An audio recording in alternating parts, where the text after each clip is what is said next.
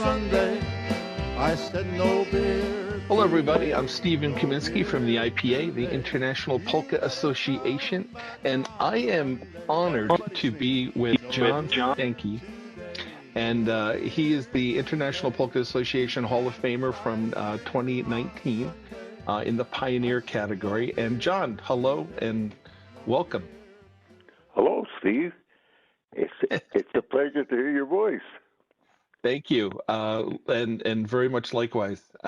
I've known you and known of you since I was in pull-ups, I think, just Right. out of diapers. I recall the coal miners playing back in my youth in New Jersey when my parents used to take me to the Somerville Polish Falcons Oh, yes. in Jersey, and Yes. all the big bands. It was a picnic grounds. They had a pool in the back, and I just remember, your band and my mom and dad played the crap out of "Hats Off to Pennsylvania" album, Mm-hmm. and that was I my could tell you a story introduction. about that later.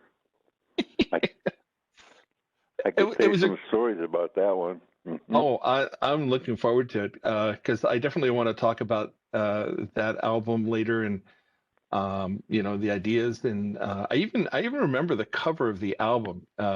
You just looked stunning in this colonial outfit on the picture, and I think Dottie was on the front cover as well. Yes. Right? Well, Yeah, you see, just Dottie like made our outfits. She made me look like George Washington, and she was Betsy Ross. Okay, she was doing the flag. She's I sewing the remember flag that. up. Yeah. I'm gonna have to find that album cover and put it up here. It, Uh-huh. yeah, that was my introduction to you, and I've, just known you in the polka world, ever since. And you've had an amazing career so far, and I know it's continuing. How many years have you been playing altogether? Well, altogether, 75 years. It'll be going next year. It'll be 76. That is amazing. And you are from Pennsylvania, right? Were you you're in Nanticoke? Yes, Nanticoke, Pennsylvania. Is that where I've you been were there like my brought whole up? life. Yeah. I've been there forever, Uh-huh. and It's a great area. that Your dad that's was a where we coal got miner, right? started. Hmm. Your dad was a coal miner, and I understand he was the one that kind of inspired you to do the your accordion lessons and homework and Yes, uh, I I had my dad come over from Czechoslovakia, mhm. and he came over here, and he wanted me he wanted me to be a accordion musician, Mhm. and that's what I became. And in my family, I had my grandfather. Mhm. He he played the violin, and he only had one arm, and Really?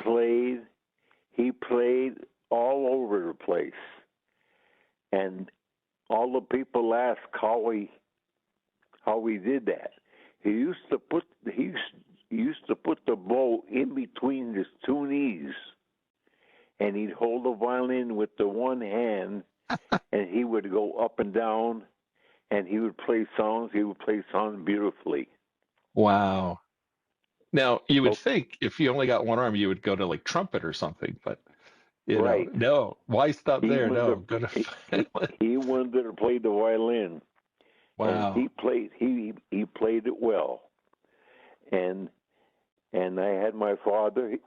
He like I said, he came from Czechoslovakia. He played the accordion, and in my family, I got my two daughters. One plays the trumpet, Mhm. and one plays the clarinet. And that So is I have Debbie and Kim, right? Your daughters? Debbie and Kim, and Mm-hmm. then I have my son-in-law, Vince Hiroshak. He's on bass, and he also plays drums. Now, how long did they all play with you in the band? Your daughters? Well, okay, my daughters, they must have played about 40 years, easy, and That's amazing. Because I do remember them being in the band, and anything you could do like that, as a family, uh, is certainly a long bonding, uh, thing for a family to do and enjoy together, right? Uh, right. uh, Well, they and actually started to play. Okay, one was 8 years old, uh and the other one was 13, and they started to go with me on trips to all over the world. hmm We played in and Germany, and uh I had my two daughters there. One, like I said, was 8. One was 13, and we played at the Oktoberfest in Germany, wow. and we're having lunch one day, and I used to like to smoke a cigar. uh So I was smoking my cigar, and then here comes our meals. I put my cigar away, and in Germany at that time, there you could drink when you were a baby. hmm There was No, no age limit, right? no age limit whatsoever. So I had my girls, like I said, their ages. They're drinking beer, and as they were drinking beer, that was okay. You drink the Uh-huh. even the babies, the mother would put beer in their baby bottles, and hmm they'd have a little drink here and there, I'm sure it and helps with the teething, right? right. And then what happened? This one lady was coming around. She had shorts on, and she had nice dress, and, and she had this box in front of her, and she was selling cigars. So my 8-year-old, she she runs over to the lady, and she starts looking at the cigars, and she picked one out. She says, "I want that one," and the lady started to scream. She said, "You could drink beer here, but you can't smoke." Smoke. So that was a funny one there. Oh my gosh. And okay, so you mentioned Germany. Did you ever keep count of how many countries you've actually brought polkas to in your travels? We Yeah. played in England, in France, Holland, Germany, Denmark, China, Japan,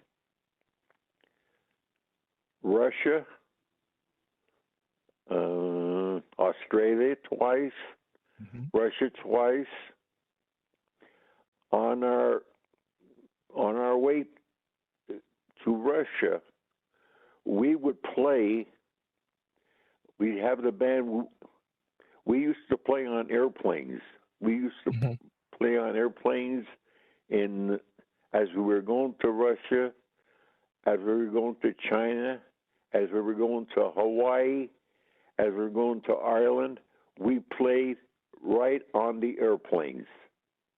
What we used to do, we used to go around the whole airplane, and we would play. And as we were going to Russia, uh, our band got up, accordion, saxophone, trumpet, and we'd go all around the plane, and we played. And who's on the plane is Billy Joe and his wife, Brinkley, Miss Brinkley, okay, Mm-hmm. and their 1-year-old baby, okay, Christy Brinkley, Uh-huh. and their 1-year-old baby. Uh-huh. So we went around the whole plane and we played, and then we sat down, and the captain of the airplane, he says, we have famous musicians on board. Famous musicians. And he paused a little bit, and then he said, Stanky and the coal miners. and all the people they all start clapping. And most of the people on the plane were Chinese. Wow. And we sat down, and he says, Stanky and the coal miners. And Billy Joe was sitting on the side. He said, I thought they were talking about me. so that was a nice story. And then after that, the people, all the Chinese people, they took off their shirts and they formed a line around the whole airplane. And we had to autograph their T-shirts and some with their bare backs with a marking pencil. They made a line all the way around the plane, and they wanted the autograph. So Now that's these what were we like gave them. these were the larger planes, right? That would have the two aisles, right, on either side. And you had the midsection, like those kind of big planes that you can Yes, walk around in those. Yeah. yes, walk around. That's funny. And Now, so, I hope Billy Joel asked you for your autograph too. no, not really. Okay. His loss. And okay, we played. We're going to Hawaii. We had our fans with us all the time. We had about 100 people, Mm-hmm. and our people would get up once in a while, like they put us in a corner, and our people would get up and they start to dance all around the plane as we're going to Hawaii. And our people, they like to have a beer and they like to have their drinks. So halfway, we're going to Hawaii. They run out of booze On the plane. on the plane. They run out of booze. And so here's the captain says that we're going to go back. He just said it for fun. He said, we're going to go back and pick up some more booze for you people. So It sounds like a typical polka cruise that runs out of booze. Right. Now, how many? right. Because I know you've done cruises as well over the years. And by my count, you've done a lot of cruises to a lot of cool places. Okay, we've been on 56 cruises altogether. Wow. And I always used to take my band, okay, 5 or 6 guys, and we would play. And then after a while, when things got a little bit slower, I would go with my wife only. Then I would use the musicians that were on the ships already. Uh-huh. Okay, they be Chinese, they be Indonesians, they be black. I had black people playing with us. They're playing the polka. Uh-huh. What Dottie used to do a lot of times, she used to she used to dress these guys and put babushkas on them. As we were playing, they'd be dressed with the babushkas. I would teach them a few Polish words, and they would sing. They would sing with us. And a credit to you for that, because you have to be that kind of fearless entertainer, to do that, right? Right. And you definitely are fearless. And like there's very few people like you that were able to work a crowd the way you always have, and it was something I always admired about you. And and once you understand that people just want to have a good time, and have fun, and sing a few songs, and drink together, and it's like it just came naturally to you, and I was always so impressed by that. Absolutely. Yeah. It's we so we we just well. have to make people happy. That's that's the nature of the music, right? It's Absolutely. just making people happy. Um, Going back, I have to ask this one question though. Like going back to your start, who were the tip toppers? That's us. Really? I started. I started to play like in 1945. I I took some accordion lessons, and my father he worked in the mines, like I said before, and he would come home from the mines, and I like baseball, I like basketball. Mm-hmm. Okay, so I played semi ball. Mm-hmm. Okay, semi pro ball. Mm-hmm. We got paid, and I played the baseball and the basketball. And my father would come from the mines. He said, "You practice for 1 hour, then you could go out with the baseball and the basketball." So that's what I did at an early age. And I can imagine you what? playing basketball, because you're a bit on the tall side. Yeah, 6'4". Yeah. And I had some scholarships to go to Sal, and also Wilkes College, Mm-hmm. and I took the entrance exams, and I just didn't pass them because I never cared for school at all. I never read a book in my life, to say the God's truth. But when I was in high school, I used to carry in both hands books, and I'd be walking down the hall. The papers be flying out of the books. The kids be picking them up, and I'd be putting them back in the books. And they think I was like a bookworm, but I never even opened them. So what happened anyway? That's another story. So my father, he wanted me to go to college in the worst way. He worked in the mines. He worked hard. He wanted me to go to college. So went to Wilkes College, right in Wilkes-Barre, and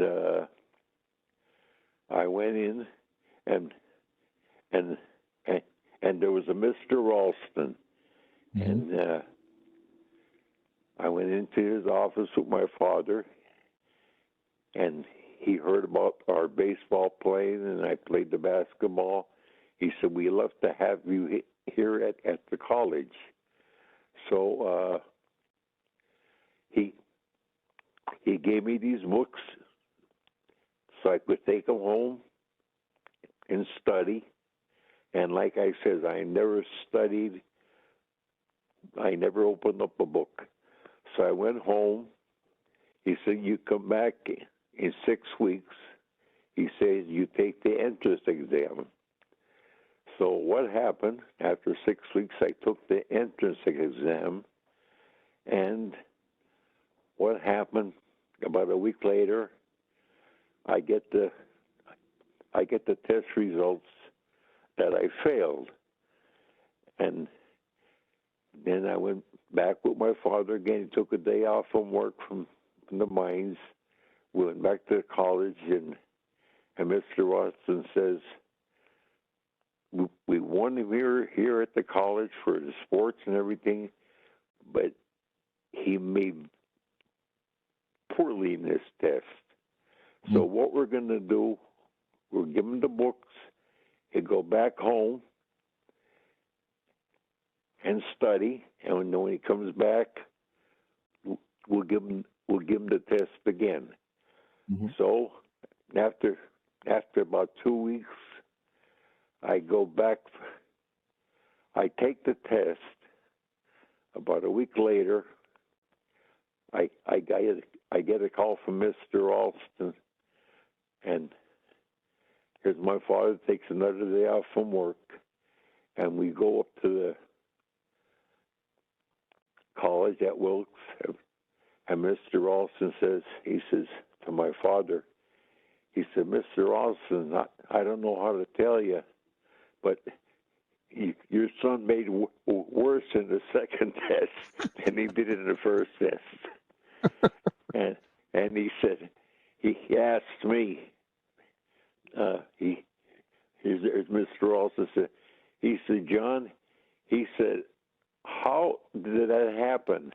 I said, with a true and false test, I said, I just changed them around. So that was it.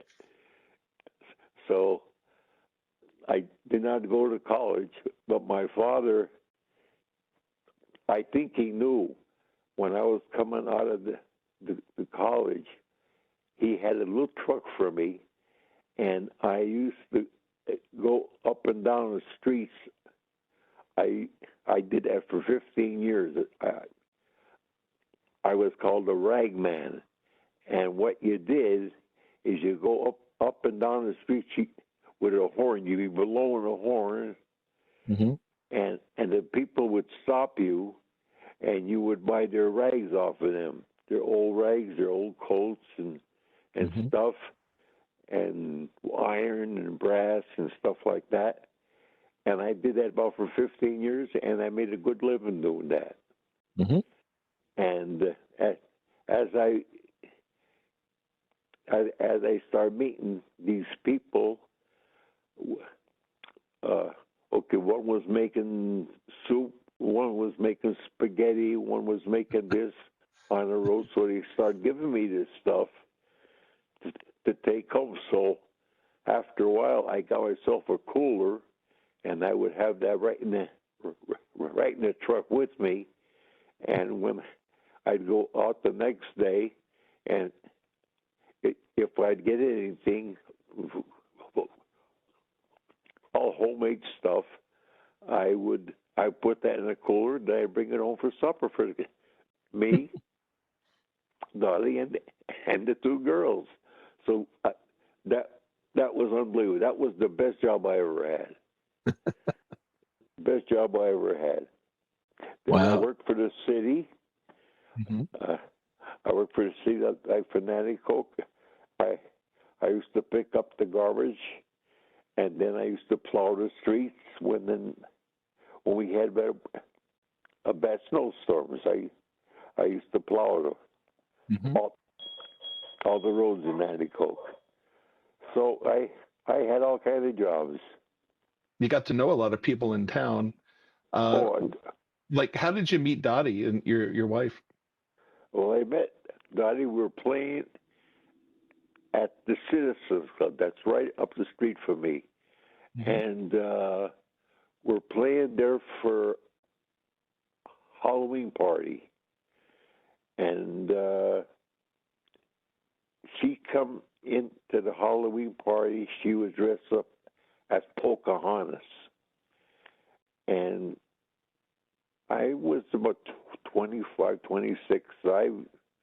I wasn't too much like into the girls. I was into the sports, and and I was playing, and I seen her, but I said, "What's a good-looking girl there?" And who was at the bar? Okay, was my grandmother, Uh-huh. and my grandmother was sitting at the bar, and Okie Daddy was sitting next to her, and intermission time come up. I went over to the bar, and I went to see my grandmother, and who's sitting there? Like I said, is Dottie, and I started calling her Pokey because she looked like Pocahontas. So I say, "Hey, how you doing there, Pokey?" and we start talking and this and that, and then when we got finished playing, I used to walk to the place. I didn't take the car to the club because it was right there. So I just picked up the accordion and I went to the club, and I got finished. I picked the accordion up, and then I'd go home. So I had a few drinks in me, I guess, and she started asking me where we're playing next, and where we're playing this and that, and then I says, when I finished here, I have to go home. She said, where do you live? I said, a few miles from here. She said, well, she said, I come with my brother. She said, I'll give you a ride home. And what happened, I got the accordion, and we got into the car with her brother, and we went to Hanover up this street. I said, make a left here, make a right here, and we went around the block a couple times, and I said, okay, I live over here. She says, you bugger you, and Great thing. the club was right next door. So that's how we met, and that was it.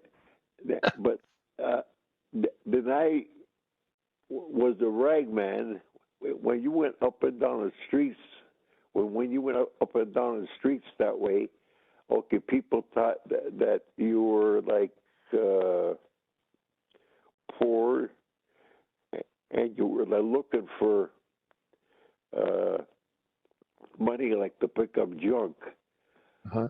And so I didn't want to go past their house blowing the horn because you think I'd be like a bad guy, like he's poor and he's this and that. But one day I says, I have to show her what I do for a living. I went up past their house, and I blown that ragman horn. It's a horn that you hold out the window and you blow it.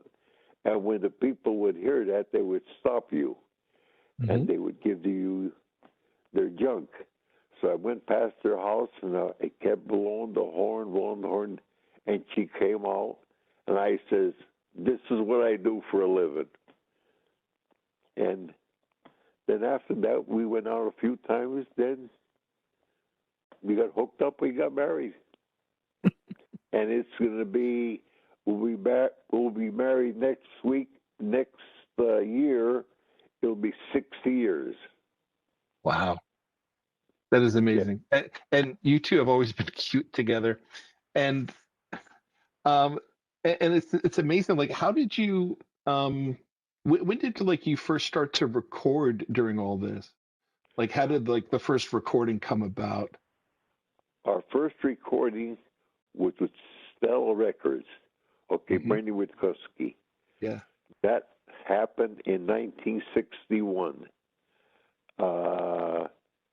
It was called John Stanky and the Coal Miners with Viesoe Ontek. He was our singer. And after that recording, it got so hot that people were buying it like crazy, and we started getting jobs from here to heck and back. Mm-hmm. I could tell a little story behind that too. Sure. Our singer, when we played jobs right here in Anticoke. He would sing. He sang very well in Polish. Mm-hmm.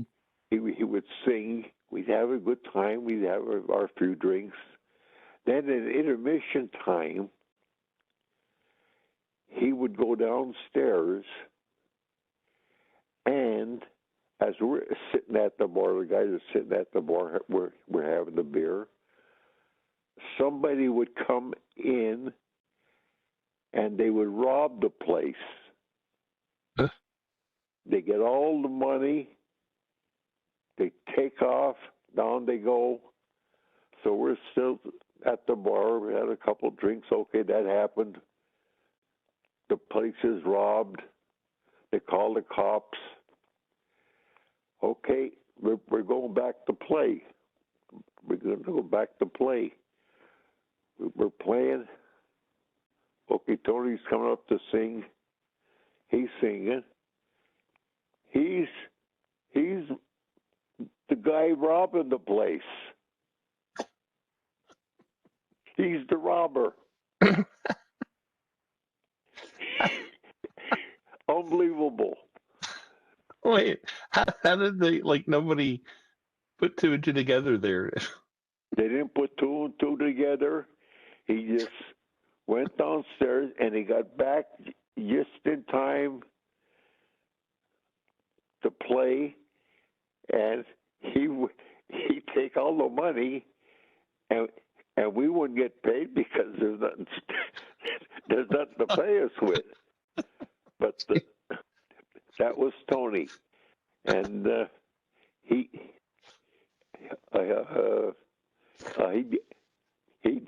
did some funny things. He ended up in jail, and then when he got out of jail, he went to college, and he got himself a good job in Florida in the jail department. So that's what happened there. It's funny. You can't make this stuff up.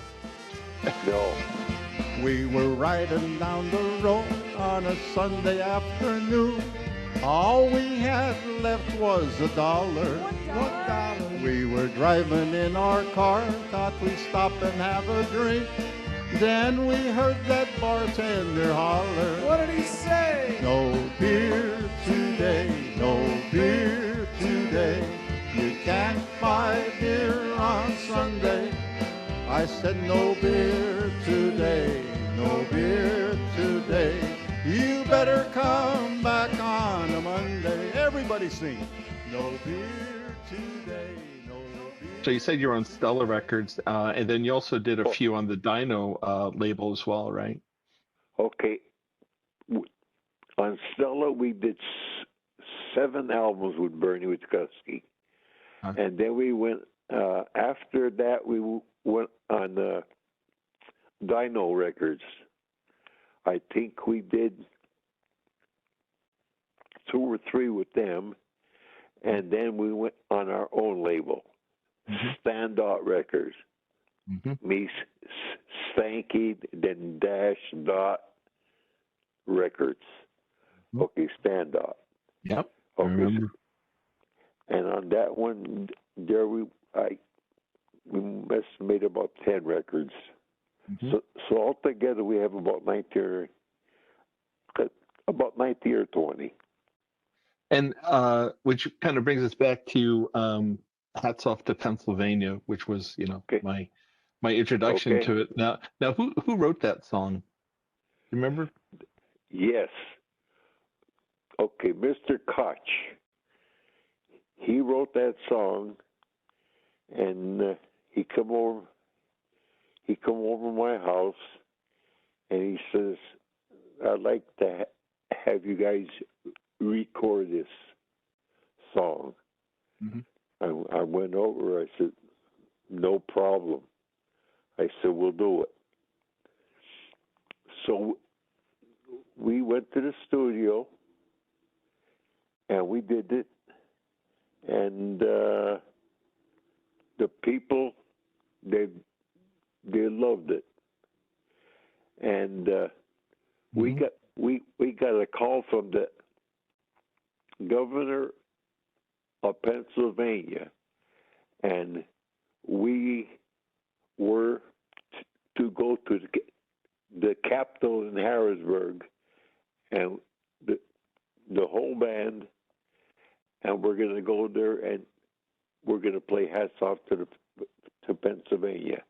But as we were going, and all those years on the road, I had 4 vans, and each van had over 300,000 miles on them, and I only got one ticket in all those years. And as we're going to play for the governor of Pennsylvania, I was going down the highway on 80. I guess I was going just a little bit too fast. Here come the Stadies after me. Uh-huh. So I had to pull over. I pulled over. Pull out your card. Pull out your driver's license. Pull this. He said, where are you going? I said, we're going to Harrisburg to play for the governor. Hats Off to Pennsylvania. And he said, look. He said, who are you trying to kid? He said, who are you trying to kid? I said, look, I'm not making up no stories. We're going to play for the governor. He didn't believe the story. He gave me the ticket. I got the ticket, put it in the car. Off we go. We go play for the governor. And in the meantime, after we got finished playing, I told the governor what happened. He started to laugh. He said, "Give me that ticket." I gave him the ticket, and that was the end of the ball game. I didn't get no ticket, but that would have been funny. I hope the governor took a picture of you and him, and then sent it to the officer with the canceled ticket. That's well, I have a friend right from our town, and he knew this late policeman, and he went up to him and he told him the story about me and the governor. He started to laugh like hell. Yeah, it's unbelievable stories, I'll tell you. That's I had a publisher friend one time where he got a parking ticket in New Jersey, and he actually called the mayor's office, and just after talking to him on the phone, got the mayor to pay his ticket for him. But your story of the governor taking care of your ticket definitely trumps that. That's funny. Yeah. Wait, I wanted to ask you a few more things. Let's see. We went over all the places you've traveled. Let's see. Did you listen to other polka folks growing up? Did you have other polka people, polka bands that you listened to? Was any of them like an inspiration to you? Okay, Bernie Witkowski, and who was on Stellar Records at that time was Walt Groller. Sure. Also the Twins, Connecticut Twins. Mm-hmm. Okay, Frankie Gabala. Okay, so I knew all those guys that were on Stellar Records. Mm-hmm. I knew those guys. And then we played a job with Frank Wojnarowski. Do you remember him at all? Oh yeah, absolutely. Well, I'll tell you a story there. We played in Scranton, Pennsylvania, Hmm. and these two poker clubs were fighting each other, I guess, a little bit. So it happened on this one day. We played in Scranton, and Frank Bonarowski played in Scranton, about a half a mile apart. So it didn't work out too good. We didn't have a crowd, and Frank didn't have a crowd. It all got So split up between the two of you? Yes. He didn't have no crowd. I didn't have no crowd. Mm-hmm. What happened at intermission time? He'd have an intermission. He'd come over. He'd come over to our house, and he would sing with us. And then when I had an intermission, I'd go over to that house and I'd play the accordion. Crazy. Wow. We used to pull off some crazy things. Unbelievable. Now you mentioned Scranton, and you produced a very long-running polka TV show. Was that in Wilkes-Barre or Scranton? I forget. That was in Scranton. In Scranton, right? We ran. I produced that show for 35 years, and very very successful. Yeah. And I would get bands from all over the country. I don't know how many bands I'd say about 60 bands altogether. Yeah. All the best polka bands. You could name them. Happy Louie, Jan Levon, races goes on and on. Yeah. I remember playing there with and my brother. Your brother. I remember I played there with Jan. I played there with on the show with the Charm City Sound and also TKO. We were on that show. So almost every band I've played with, we were at some point or another like booked on your show. And you really had a diverse group of bands play there for forever, and it was a class act. And how did you get the people like because you always had a studio audience and they were always dancing there. Right. Were they like regulars that would come in? Like how would you gather those people to come and join you? They were always dressed up all nicely and everything. Yes, we had about 200 members, so they were invited to every one of our shows. Okay, Dottie was the MC on that show. Yeah. Yep. For all those years. I remember. And, like I said, we had bands from Pennsylvania, Ohio, New Jersey, New York, Michigan, from Wisconsin, from all over. Yeah. But from all over.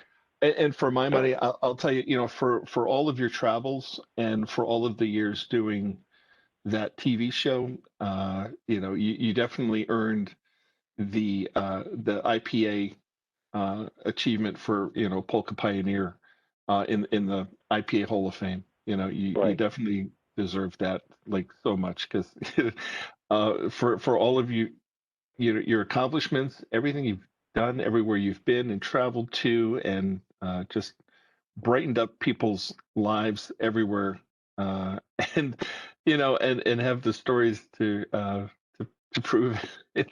I look at your whole career and I'm just like really amazed when you really people say you have to take a step back. You really have to take 7 steps back to see all of yours, and it's really impressive. Oh, thank you very much. And I was going to add that show's still going on, so it'll be coming up. That show will be on for 50 years already. Yeah, amazing. It's still going. It's still playing every Saturday. Every Saturday prime time, 8 o'clock. What channel is it? Local in Scranton, like 44? 44, yeah. Right? Mm-hmm. Yeah. Yeah, channel 44. Mm-hmm. Uh-huh. I remember those. Yeah. And then I just want to mention we played at the Bloomsburg Fair, and we're playing there again this year. We've been there for 40 years, and they draw, if you ever have a chance to go, they draw 90,000 people a day. Wow. Okay, so we play there. Do you know when that? Yeah. Do you know like when and where that's going to be? Like when? That's always in September. And hopefully, due to COVID, hopefully it'll still go on. Did they have it last year, or was it canceled? That was canceled last year. Yeah. Okay, so he called me last week. As a matter of fact, he says we're on for this year. Good. Yeah. That's good. And you're still playing here and there? Yeah. I'm still playing, and I'm going to keep going until I can't go anymore. Why not? It's just keep going. Just keep on going. Right. The last thing I want to ask you about is, did you write an autobiography? Is that correct? Yes. Yeah. I wrote that maybe about 10 years ago, and all those stories that I'm telling you are all in that book. And what's the book title? Apple, Peaches, Pumpkin Pie. And I got my pictures right smack in the front. I could send you one. Can people find it on like places like Amazon or is there? I don't think so. I'll tell you the truth. Would they have to contact you to get a copy of it? Yes. Okay. Alrighty. No. I would look forward to that read. If it's just one fascinating story after another, I would definitely enjoy it. And I'm sure, there's probably like a multitude of them all, but John, I can't thank you enough for spending this time with us and sharing a lot of your memories and experiences and information. I hope that a lot of the polka fans out there that either are new, to polka music will, be encouraged to look into John Stanky and the coal miners and everything that you've done. And, it was just such a pleasure to talk to you. And congratulations again on, being inducted into the IPA Hall of Fame. It is definitely well-deserved. And personally, from the little kid that used to play spoons next to you at the Somerville Polish Falcons, yes. I am just full circled by this, and it's been an absolute privilege for me. So thank you, John, and appreciate you being with us. You're welcome, and thank you for having me. Thank you. Here we go, one more time, hey!